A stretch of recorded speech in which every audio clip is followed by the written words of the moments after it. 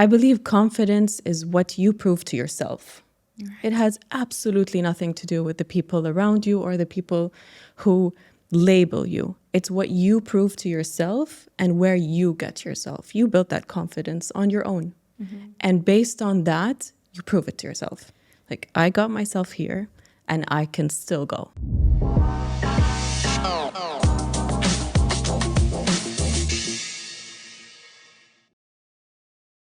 Welcome to another episode of What They Don't Tell Us. With this series, I aim to introduce you to the life lessons and skills that we should have learned back in school before many other things to help us get ahead in life, but many of us haven't. My hope is to give you the right tools to shift and shape your mindset, to unlearn where needed, to help strengthen your weaknesses, and master your strengths. We all have the capability to change and grow. We just need the right tools to help guide us. So through these conversations, I hope to add value to your life. I'll do the best I can to be your voice by asking the right questions to the right people. There's always room for improvement, and I promise to always aim to do better as the show evolves. Today, we're diving into the conversation on what they don't tell us about confidence, with 3 women from different backgrounds and age groups. We will talk about what defines a confident person, how is confidence built, and how is it broken? We'll tap into the role social media, aging, makeup, and surgeries play in building or breaking our confidence, and why. We'll also make sure to share our own personal experiences with confidence and the lack of, with the hopes to give you the comfort in being able to relate to one or all of our experiences. And if we're lucky, you'll get the right tools out of this conversation to work on your own confidence. I want to start off by thanking our sponsor for this specific episode. IT Cosmetics have made it their mission to change the conversation around beauty, from using beauty products to hide your beauty concerns and fit society's beauty standards to finding your confidence with or without any products. When they approached me to host a conversation about about confidence, I was actually thrilled because not only is it beautiful to see a cosmetic brand encouraging us to bring the important conversation to the forefront, but they also suggested the guests that will be sharing their experiences with us today, and I couldn't be more thrilled about them too. Our first guest, Haya, is a Saudi mother of 2, a member of the Saudi Surfing Federation, a marathon runner, a content creator, and the founder of the brand SheFit, a brand that empowers women to lead a healthy lifestyle. She uses her platform to share her thoughts on healthy boundaries, maintaining a positive attitude, motherhood, and both the joys and the challenges of entrepreneurship. Our second guest is Omaira Farouk Al-Ulama. She's an Emirati mother of 3 and founder and editor-in-chief of Unfiltered DXB. She is the first female criminologist in Dubai. She was a TEDx speaker, a certified coach, and NLP provider, and founder of ALF Administration, which is a company that helps divorced and widowed women to get back into the workforce. And lastly, my final guest for today is Hadeel Mer'ay, an Egyptian comedian most known for her comedy sketches, skincare and makeup looks, and witty commentary. She advocates heavily for diversity and inclusion. She managed to grow a digital community of 6.8 million across her social channels and was featured in mega publications such as Vogue, Cosmopolitan, and Gulf News. So without further ado, please help me welcome my guests. Thank you so much for joining me on this conversation. Thank you for having us. And I'd love to start with the broader question that is probably on everybody's mind. How do we really define confidence? Each of you, if you can let me know, how do we define confidence? Oh, so anyone I go first. Go ahead. That is a tricky question because it's not one that is set in stone. And as you evolve, as you grow, the definition of it will change. I think confidence for me is to know who you are and to be able to stand behind yourself, even if everyone is against you, even if the people are telling you who to be and who not to be and how you should look and how you should not look. You know who you are and you're convinced of who you are, and you can show up and be fully yourself without any boundaries. So nice. I agree with what you said. I mean, for me, confidence is being authentic, being true to what I believe in and the standards that I have. And I hope to set those for my daughters. Because nowadays, like you said, Hadeel, there's so many things in this world that is superficial, and people might not be as nice or as, on your side. And you just have to have that belief in yourself that, you're your warrior and you can do it. Yeah. What about you, Haya? I know what confidence is not. It's not perfection. It's not saying the right things all the time. It's not demanding attention all the time. It's not loud. Confidence is really believing in yourself, just like you said. It's knowing your value. It's knowing who you are, how far you've come. It's also understanding that there's still room to grow, and it's how you carry yourself throughout all of that. I mean, I definitely agree. There's a perspective on everything. And I also think it depends on the lens of what you're thinking about when you're talking about confidence. Are you thinking about social beauty standards? Are you thinking about you yourself as growing as a person? Under which context? And what you said actually hits home for me, Haya, because when I think of confidence, I think of it's not a feeling. It's not I feel confident. Right. I think it's more of it took me to get out of my comfort zone, to try, to fail and stand up, to then feel confident, to then feel good in my skin, to learn skills, to be good at something, then to say, you know what, I know my stuff and now I'm confident about that. It's not so much like, okay, I'm waiting to feel confident in order for me to do something with my life. Do something first. And that byproduct will allow you to feel confident. That's more of my angle on that. But do you think confidence is something that's innate, or can it be learned? I don't think it's something that, I hear this a lot where, oh, she's such a confident person. She was always confident. She was born this way. I don't think so, no. I think you can really work on yourself. You get there, and it's also, unfortunately, I feel like we're in a society where people label you, right? They label like, this person is really confident. This person is really shy. This person knows what she's doing. And then you kind of work around that box because you've been labeled this way. I believe confidence is what you prove to yourself. Right. It has absolutely nothing to do with the people around you or the people who label you. It's what you prove to yourself and where you get yourself. You build that confidence on your own. And based on that, you prove it to yourself. Like, I got myself here and I can still go. I agree. And I think also it's certain times of your life you can be more confident than you are. Absolutely. So certain issues, certain events in your life that can make you more confident or less confident. So I think there's a lot of things. I do believe sometimes when they do say, oh, this child is she's been born confident, it could be the situation that is around her. It's a positive environment for her, which allows her to flourish and explore her personalities. And then haram, otherwise there's some that have not had the fortune to grow up in, in that kind of household. But it doesn't mean that that other child wouldn't be confident had the situation been a bit different. So I think like what you said, I agree. What do you?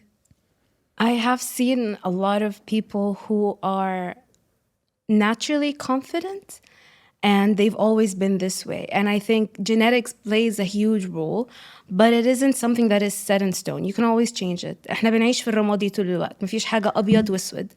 So also like the environment at home, if it's positive, if it nurtures positive confidence that doesn't get to ego level, you see the child navigating life and growing up a lot easier into adulthood, into being a teenager compared to their peers. Right.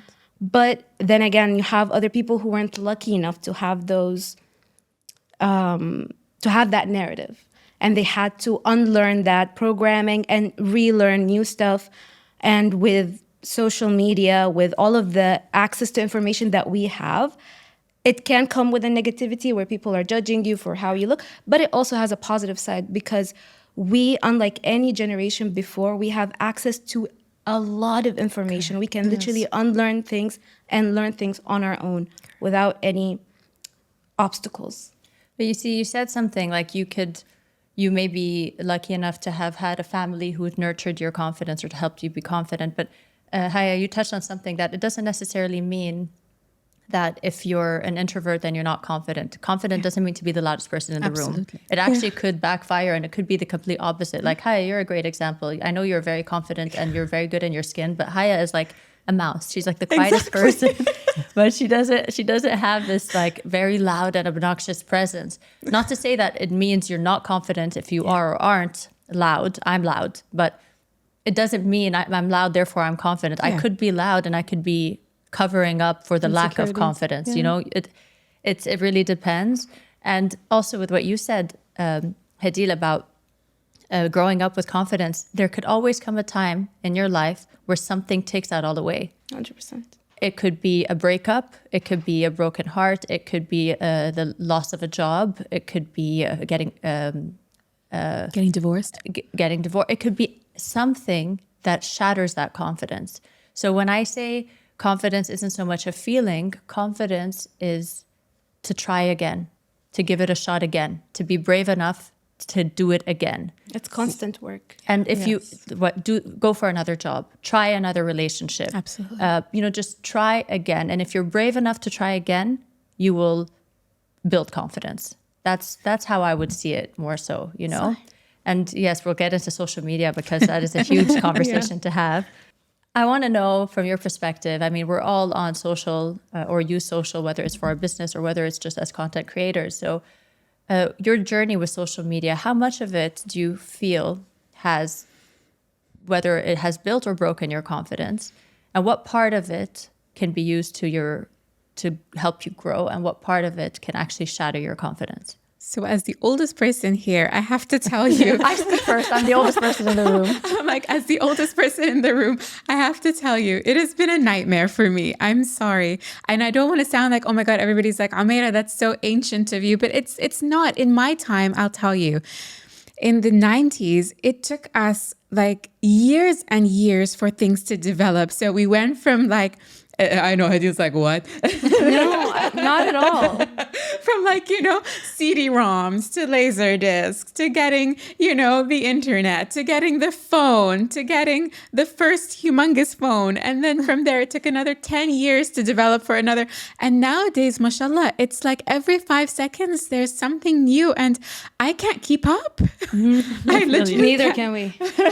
No one can keep up. Yeah, we relate. I mean, No one can keep up. I mean, my daughter asked me, so we were having this conversation. She's 10. She was asking me, so Mama, when did your mom allow you to have social media?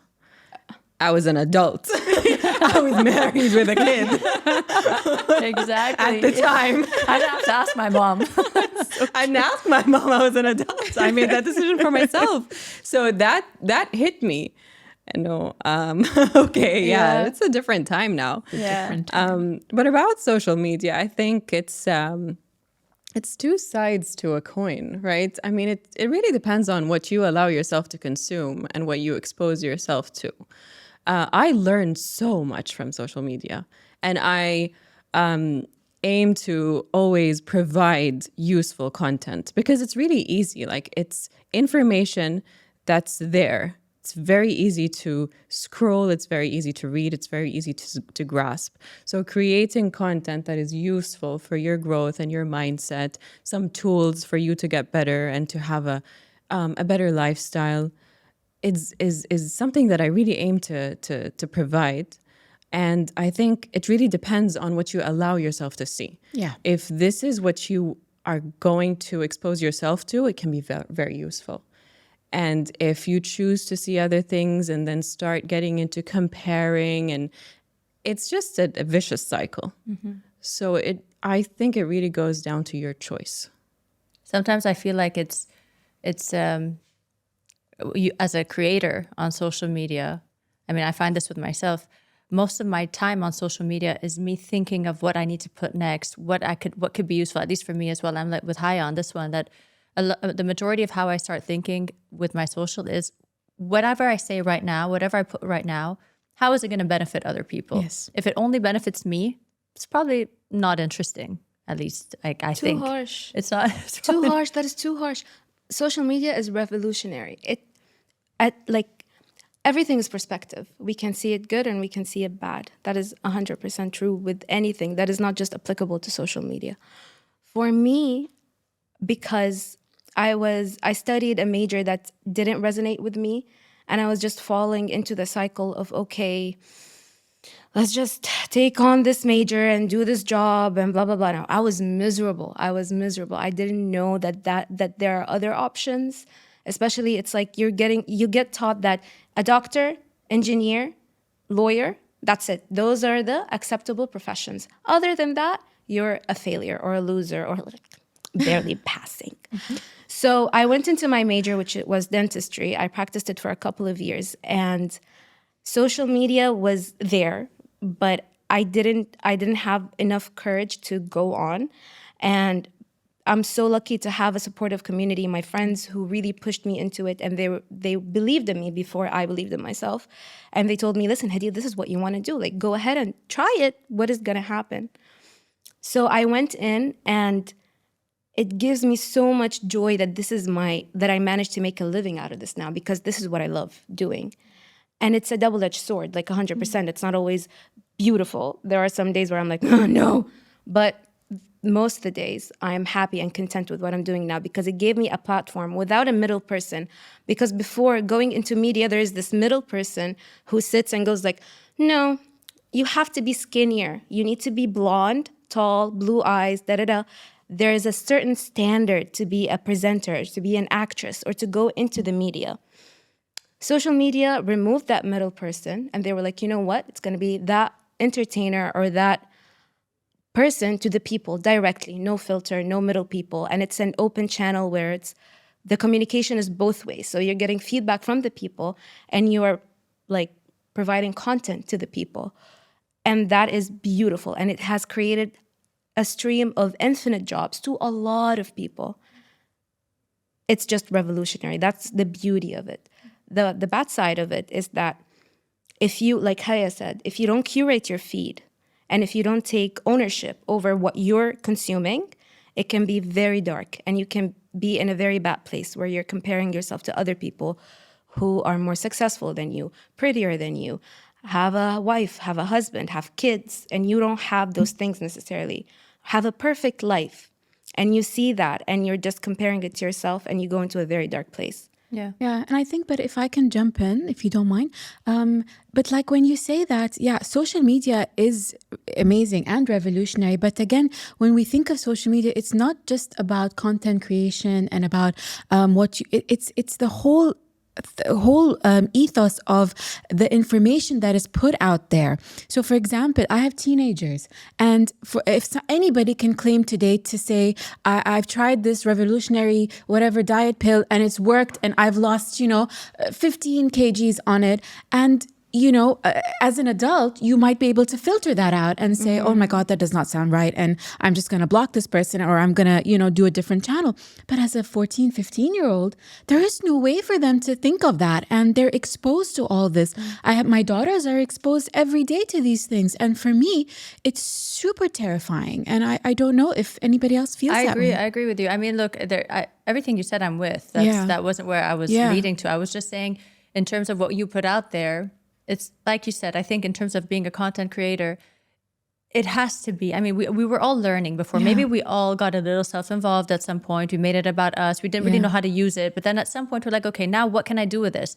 I make people laugh, and I'm going to be the best at it. I want people to enjoy themselves, to feel good when they're coming on my platform. I want people to feel motivated and confident and strong when they're coming on my platform. I want people to be inspired to be a successful career woman when they come on my platform. So it's kind of our duty as content creators to put things out that make people feel better about themselves. Now, not everybody's going to think this way. And we all tend to scroll as well. Aside from being creators, we scroll. And there are times where I scroll and I'm not feeling great about myself. And I know why. It's because what I'm feeding myself, the things I'm looking at are detrimental to my thoughts. They're not making me feel good. They're making me compare. They're making me feel a little less like of myself. So I delete, I remove that. I just filter that out. If it doesn't make me feel good, why am I looking at it? Correct. Because the more I look at it, the algorithm is going to feed it to me. So that's, I think, a crucial thing to show people about social media is that you don't have to follow anybody. 100%. It's not like a gun to your head. This is what you need to do. You could just say, dude, this girl doesn't make me feel good. This guy makes me feel miserable. I'm just going to not look, right? Exactly. And draw your attention, which is your biggest commodity. Attention nowadays is a person or the biggest commodity. You get someone's attention, you can sell them anything. Yeah. If you're giving your biggest commodity away for free to anything and everyone to just suck out your energy, that is going to lead to detrimental things aside from lack of confidence. You'll just feel miserable as a person. You will probably procrastinate because watching yourself not be able to perform as well as other people, travel as much as other people, that could make you feel so bad that you're like, okay, I'll just procrastinate, because that's a version of procrastination. You just end up doing it because you're so overwhelmed with how little you have or how little you've done that you just stall and procrastinate. So even if you could have been a great person and whatever, you're just stalling because you're comparing and you're watching stuff that is not serving you and that's not helping you, right? That's, I think, the difficulty to put social media and confidence together. It could either make you feel great when you're following the right stuff, or it can make you feel miserable if you're not. 100%. 100%. If you're using these filters, if you're putting on makeup, if you're doing surgeries, do you think that necessarily means you are or aren't confident? Does it have to do with anything? And where do we draw the line when it comes to that? I mean, someone who's discovered surgeries recently, and I'm so happy with it, I have to tell you. I mean, in my 30s, I didn't learn about botox or surgeries or anything. And I thought, I look great. This is fine. I'm a mom. I'm happy with the way I look. In my 40s, I discovered there's ways of enhancing, and it made me feel good.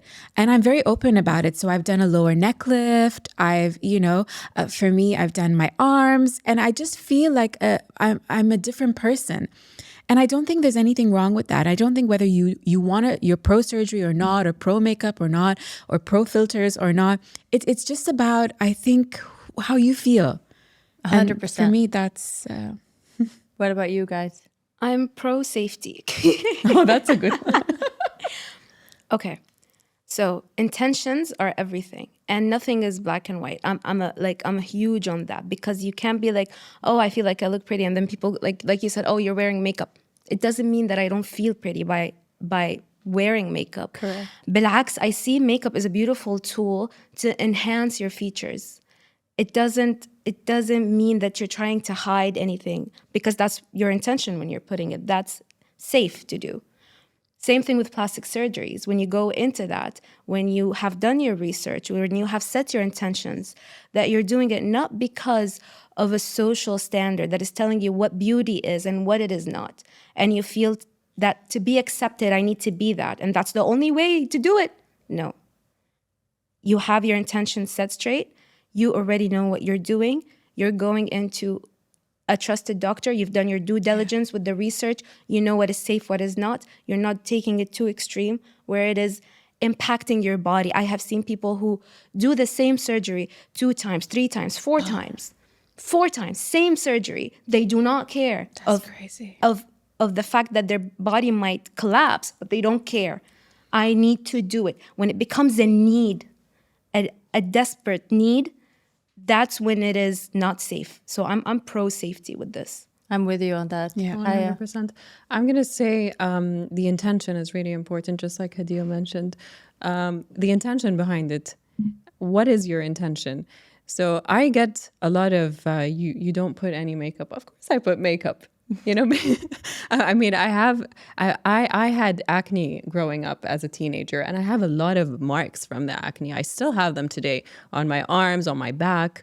And I think, like putting on some concealer or putting on some makeup, yeah, that's fine. I'm putting it to enhance, not to change. I don't want to look at a different way. I don't want to be or look like someone I'm not. But yeah, what's wrong with enhancing, you know? And there are those tools, there are those products. There are some surgeries that actually could enhance, but it really depends on the intention and the purpose behind it. And I also think I'm in no place to say what's yes and what's no and what's right and what's wrong, because every person has a completely different situation and every We person tell is a women different what to case. do all the time. Absolutely. It's Absolutely. horrible. Put Yeah. makeup, take it off. It's just stop enjoy telling yourself. women what to do. Exactly. Stop it. 100%. If you Yeah. put on some makeup, oh, she put makeup. If you're not putting any makeup, oh, she's not putting any makeup. And it just keeps going on. Yeah. That's why when you're over 40, you don't care anymore. Khalas. You shouldn't care. Can't wait. I'm just like, I don't even want to do this. I don't want to hear what you have to say. I'm over this. Yeah. So the thing with surgeries and makeup and all of that stuff, I mean, I think it also everything you guys said is literally nail on the head, because it boils down to your intention, i.e., where does your confidence lie here? If it's triggering your confidence and all of your eggs are in one basket, if I don't look this way, if my nose doesn't look this way, then I can't go out of the house. If I don't have makeup on, once I just happen to be walking out of the house and I don't have makeup on, I'll be so embarrassed if people see me. That is where the line is, in my opinion. Like, if it starts playing with your confidence and you have no value or self-worth without these things, there's the problem. Absolutely. As long as you still feel good, regardless. Yeah, sometimes I go to the beach without any makeup. I don't care if someone sees me without makeup. What's the big deal? But at the same time, I like looking better. Exactly. Equally, I choose the food I eat. I choose to eat well because I know that the right quality of food is going to make my gut healthy. If my gut is healthy, I'll have less acne. I'll look good. But why is it okay for me to choose the right food, but it's not okay for me to enhance with a bit of makeup? Absolutely. What's the problem there, right? Absolutely. Equally, why do I go to the gym and train to get strong and have fit muscles, but I cannot maybe get cosmetic surgery to, kind of look a bit better or enhance my beauty somehow? Yeah. Why not? But as long as confidence is not shaken, and that's when I talk about filters. I talk about it in the sense where, personally, never judgment on anybody else, I don't use filters, because when I do, and it's an on and off button to literally remind you every second that you put that filter on, oh my God, I can look so damn gorgeous. And if I put this off, And I wish my nose was like that and my jaw was like that. So for me, it's a constant on and off reminder of how much better I can look, which is why I say I'd so much rather do the cosmetic surgery and look that way, because that eventually becomes my face and it's done. It's not a reminder of what I could look like each time. Same thing with makeup. If you're only allowing yourself to see yourself with, that happened to me when I was younger. Every single day I had this black eyeliner on. Every day without exception, I'd go out with black eyeliner. When I don't have it on, when I didn't have it on, I used to think I looked dead. Like, I looked like a ghost.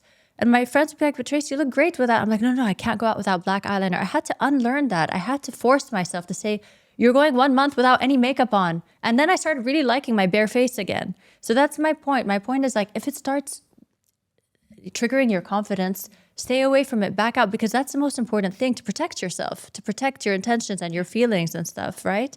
What about aging? How do you think about confidence and aging? Let's start with you. You're going to be the first one. I absolutely love it. It's like what you said, I was never always a person that would always have makeup on anyway. I'm one of those who forgets things and I'm running somewhere and I'm like, oh my God, why didn't I bring a lipstick? But I just realized the more older I get, the more happier and content I am with. It doesn't matter if somebody looks at me and says, Omaira, you should have put more blush, or Omaira, you should have actually done this or fixed that, or have you tried Botox? I'd be like, I don't want to do it. I'm happy with who I am.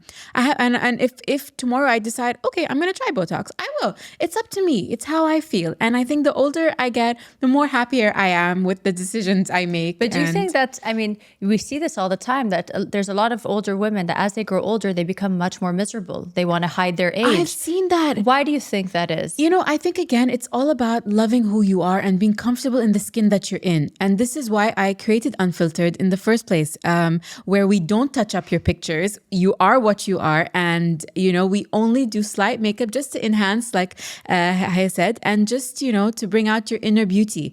And again, I have seen that a lot with my age group and a bit above when we go for those lunches that I try to avoid. And everyone is like, oh, I can't leave the house if my hair is not done or I'm not dressed to the nines. And I think that's not life. Like, I want to be on a farm somewhere, and I don't care if if my hair is take me with you. in like pigtails. Send the location. Send location. It's just life is so short, and But you know why I think you Yeah. think this way, and correct me if I'm wrong, you tell me what you think about this, but I think about this a lot because I've been around women, older women, who are very insecure and who become very rigid and judgmental, and they now are focused on other people, because when you're not content with where you are, you're focused on what everybody else is doing and you're judging everybody else. And if I were to compare, based on my experience with these people, the women that I look up to, that I see them as light and confident and only gracefully becoming wiser and wittier with age, with the wrinkles, versus women who are not and who are micromanaging their own faces and like, oh my God, I have this extra wrinkle, take it off. I need to fix this. I need to take this out, right? So you see that. And what I came to the conclusion is, if you, like I was saying earlier, if all of your eggs are in one basket and all you are focused on are your wrinkles, and you haven't worked on yourself, on your mind, on your career, on your health, on. If you don't have any other thing working for you, and this is all you're focused on, hell yeah, you're going to feel like crap. Youth is not going to be for anybody forever. Right. So if all I'm counting on is to be youthful forever, I'm going to lose. There's no way I'm going to win that battle. But if I said, you know what, I'm going to try to look as good as possible for as long as possible. And when that starts wearing out, in the meantime, I'm working on all these other things. I'm working on my intellect. I'm working on my friends, on my circle, on my network, on hopefully having a farm one day. And when you have things to look forward to, when you lose this, it will be sad, but it's not that sad anymore because you would have worked on so many other things that only come with age, that only come with adulting. You would not be able to be the best at these other things if you're 25. So there is something to look forward to. And they can still continue doing all the nip and tucks they want. You know, you can still do it, but don't make that, like you said, your only focus in life. Agreed. Agreed. I want to say something. I think also it really this might sound really cliche, okay? Brace yourself. I'm here for it. I am here for it. But I mean, it's what you feed your soul to, right? I really believe it shines through. Yeah. Okay. It's really how you take care of yourself, not just the facade. It's what you do. It's how you start your day. It's when you go to sleep. It's how you manage your emotions, how you talk to yourself. I believe all of this really shines through. And I can really relate to what you were saying about the eyeliner, because throughout my 20s, it was always the eyeliner. And the mascara. Always. Always. مستحيل. And then I had a small makeup bag with me everywhere I go. Exactly. And if I forget it, nakada. Exactly. Exactly. Like, I have to rush back home. I need to get my mascara. I can't go out without mascara. It used to be like this. Yeah.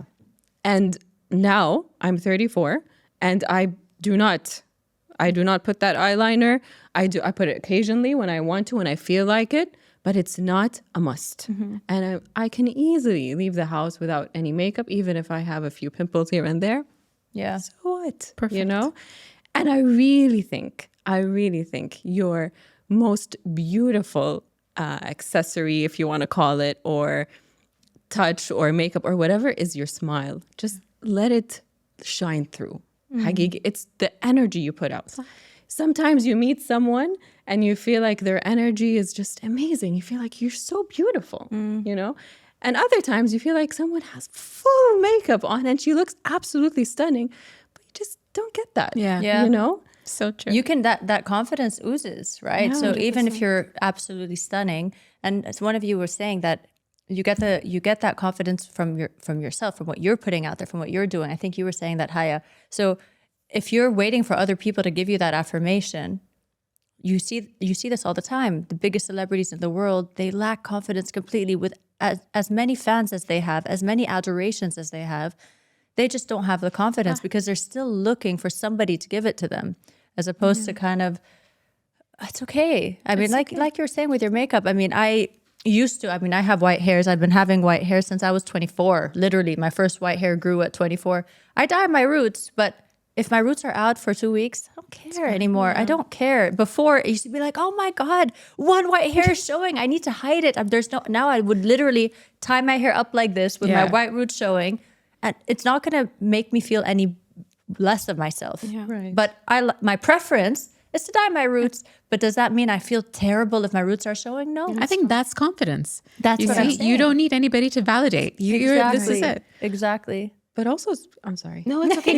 Go ahead, please. Go ahead. I was just going to say, in terms of validation, it really, I mean, at the end of the day, we're all human beings. So we also have to be very careful with the people we surround ourselves with. Oh, yeah. Right? I mean, you could be surrounded by people who really embrace and encourage that, brings out the best in you and brings out the confident in you.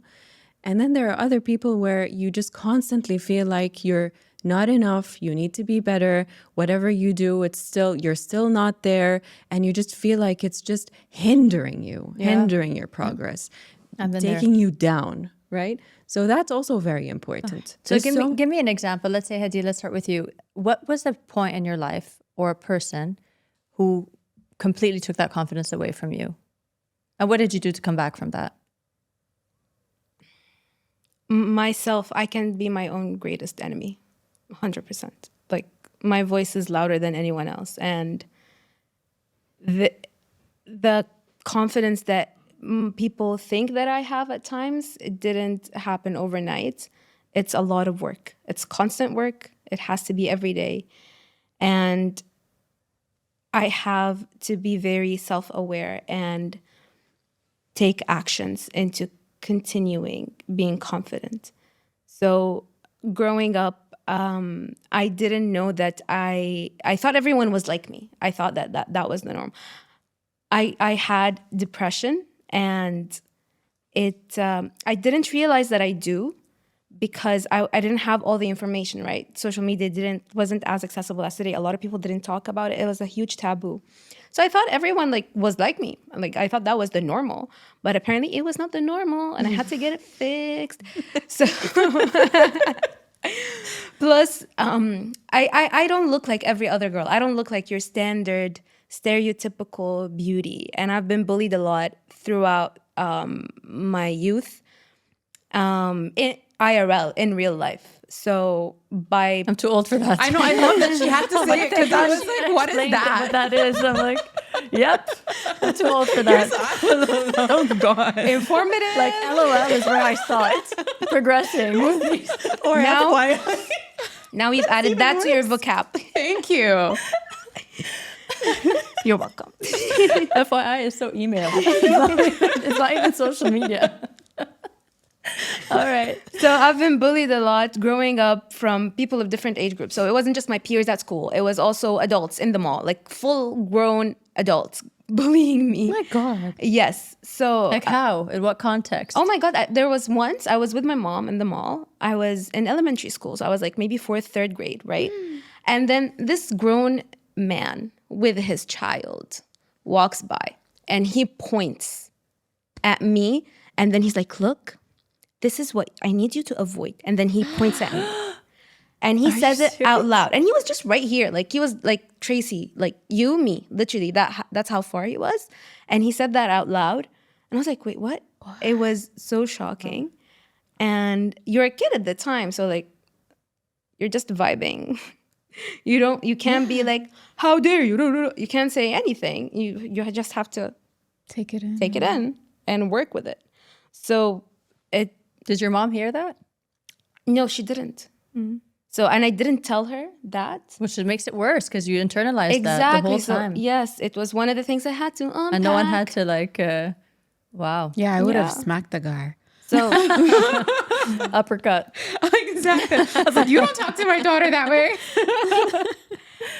So I had to unlearn all of this and learn that diversity is important, that confidence isn't purely by looks, and that a lot of people that I see gorgeous are overwhelmed with thoughts that leaves them unable to leave the house Yeah. because of minor things. Which brings that back to that, like it has nothing to do with what you look like. You don't need to fit a certain beauty standard to get confidence. Like what you said, so many gorgeous people, you're just like, you think you're ugly? Exactly. You Like, think you're, how? How? Because it's a proof that this has nothing to do with what you look like. It really has nothing to do with what you look like. My growth in confidence came with age, when people think when you grow older, oh my God, it's a terrible thing. It's a disaster. With age, did I really figure out what confidence means? And confidence was no longer the confidence of my 20s where I need to be loud and obnoxious for me to feel confident. Confidence became in me being quiet and you know, kind of internalizing it. And also just with trying new things and being better and reading more and being humble about educating myself and realizing I don't know everything. Other people know, and I will learn and I will do better. And when my work showed for itself, I'm like, okay, now I'm building my confidence. That came with time and age, right? I think it's important for people to realize that it's not because you're growing older, because you're not married, you're losing you will lose your confidence. What? I know that like people that have been married at the age of 24 and they have zero confidence. Yeah. And they have 3 kids now. What has nothing to do with anything. You know, they're looking in the wrong direction. They're trying to find confidence from somewhere else. Yeah. And I wanted to talk about the anti-aging terminology that we hear a lot. Yeah. That term, I mean, we're all for enhancing our beauty. That's totally fine. It has nothing to do with anything. But when you label it as anti-aging, it's like, okay, well, we're aging, yes, but no, it's not so much of anti, like, you know. But that's the thing, right? It's like that's the whole point. The biggest challenge I had for Unfiltered was not getting brands to come on board to dress my women or to dress my men, was for them to be like, you want to dress Gucci on a 50-year-old? I was like, yeah. You want us to put this beautiful Dolce & Gabbana black dress on a 48-year-old? Yeah, that's what I want. I want you to do that. And you would be surprised. I had some amazing big brands who were on board, but some that were just like, no, our cutoff age is like, you know, early 30s. We can't really go ahead and go a bit. So this ageism is still very, very much a problem. You know what's so funny about that? That the people that will be able to really afford your dresses right? are probably in their 40s and 50s. Exactly. So maybe sell them something. I agree. I mean, maybe represent them somewhere. Absolutely. That's insane to me, honestly. So anybody else? I mean, I got your perspective on where your confidence was shaken, but does anybody have a specific experience where your confidence was taken away in some shape or form? And how did you rebuild? I think I know where my confidence started growing. That's when I proved to myself that I got this. You know, it was just, there were plenty of times, many, many years, where I was just seeking validation from everyone around me. If I didn't get the bravo from everyone around me, that's not enough, right? It was like proving to everyone. But when I started looking within and really understanding, you know, I've come a long way. I did this and I can still take myself further. That's when confidence started building for myself from my experience. And then also there were a few things and a few obstacles that I had, a few challenges where I felt like, what am I going to do? This is really tough. And just overcoming that gives me confidence. It just really makes you feel like, okay, okay, this was difficult. I overcame this. I learned a few things from this experience. And I know that next time I'll do better. And that really, these obstacles or these experiences, one after the other, really gives you that confidence. So we need to start looking things as it could be a blessing in disguise. A lot of things that happen in life and a lot of obstacles and challenges that we face, right, it can be very difficult at the moment, and it can be really frustrating, and you can get to you could just feel devastated. But then when you overcome that, something changes. Something changes in you. You become stronger. You understand yourself better.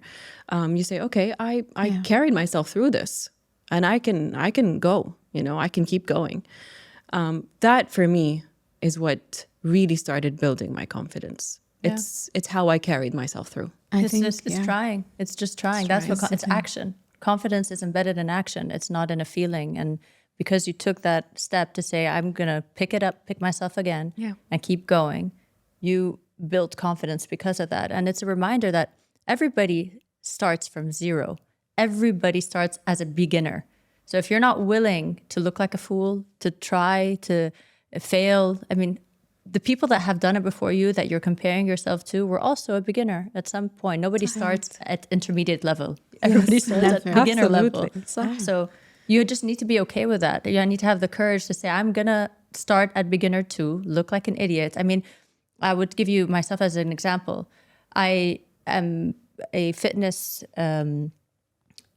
persona in this region. So I have to constantly feel like I need to, I have a certain standard because people have an expectation of me. But doesn't mean if I'm good at the gym or in fitness or in handstands that I'm going to be good in racket sports. And when I started paddle, the first thing I thought was I'm going to look like a complete idiot. And I am going to look like an idiot in fitness? Can't be. But I'm like, I mean, if I was 25, I would probably have said, no, I'm not going to do that. But now I'm like, you know what, I'm going to go. And people recognize me in any sports facility. So I go to the sports facility. Everyone's like, oh my God, Tracy, Tracy, Tracy. And I'm holding this racket and I'm hitting it like an imbecile. And they're like, you are not good. People were saying that. Girls were saying, oh my God, I know you could do a backflip and you cannot play paddle. I'm like, yeah, because I'm new at this. وش دخل؟ Exactly. Why is everybody so fixated? Yeah, I don't know. Yeah, but that's but- my point. I am a beginner in paddle. I don't it's start as okay. advanced, and that's okay. And it should be a lesson to me and to everybody.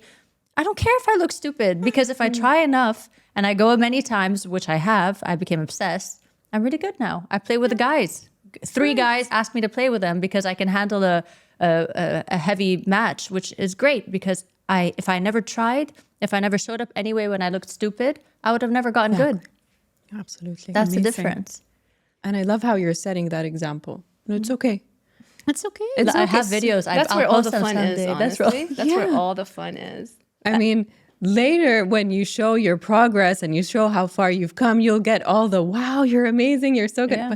But I mean, look at my progress too. Exactly. That's why I made it a point actually throughout my socials to constantly put all of my fails. I put all of my flips where I landed on my head, my handstands when I was falling, because it's important for people not to see the end result and to say, oh, wow, Tracy just got this magically. No, I mean, there was suffering. There's a lot of work. In between, there's a lot of work. So final thought from you guys. What don't they tell us about confidence? If you can just wrap up from your experience, what do they not tell us that you wish you knew before and you know now? That it's okay to fail. That it's okay to be sad. That it's okay that things might not go your way, and it's all okay. And if you had, let's put it this way: if you had more confidence now, what would your future look like? What would you do differently if you had even more confidence today? But I think, I don't want to change anything. I was 31 when I got divorced. I had 3 children under the age of 2. It was very, very difficult being also, as you know, the stereotypes with being Emirati, being Arab, being from this region. And just to be able to say, you know what, it's fine, I'm going to do this. And I don't think I would change anything. Maybe you did that. You already had that journey, actually. Maybe, and I'm remarried and everything. And it's just, life. What about you, Hadeel? If you could add a layer of confidence to yourself now, what do you think could be different in your future? Not listening to the people around me so much, because any person who tells you something that is so negative or horrible, Allah يعين على نفسه, because those voices in his head are way louder, and whatever that got them to this point to be like that with a stranger or with someone that they don't know is very bad. So Allah يعينهم على نفسهم. Answered. Haya. I think what I've learned today is, and what they don't tell us, is that confidence is earned. It's not just, it's earned. It's hard work. It's built. It's what you prove to yourself. And I know that I have a long way to go still. And if I had more confidence today, I'll do the things that still scare me. I think. And how do you think your future would look differently if you did that? Just a lot of more challenges and obstacles and overcoming. Just keep going and going. I think no matter how much you grow and no matter how much you learn and no matter how much confidence you have, you'll still get harder obstacles and harder challenges, and you'll still be able to overcome them and go to the next one, and you'll set bigger and higher goals for yourselves. And I think my comfort zone will grow bigger. Right? And hold on, no, it will grow smaller because yeah, right, it will grow smaller and smaller. True. And yeah, but it's something good to look forward to. It's just keep going. You can't get enough of it. Just keep going. I think when I'm older, when I envision myself older, I always envision this calm, collected person who, when a 25-year-old or a 35-year-old or my grandkids or kids or friends or whatever, friends' kids come up to me and ask me or tell me this crazy problem that they're going through. And I'm just sitting there and in my mind, I'm laughing. Yeah. And then I'm like, you got this. And the only way I won't turn into this crazy anxious person as an older person versus this calm and collected person is if I put myself through enough discomfort and enough pushing of my boundaries for me to have all the experience to actually pass on that message in an honest way to say, you got this.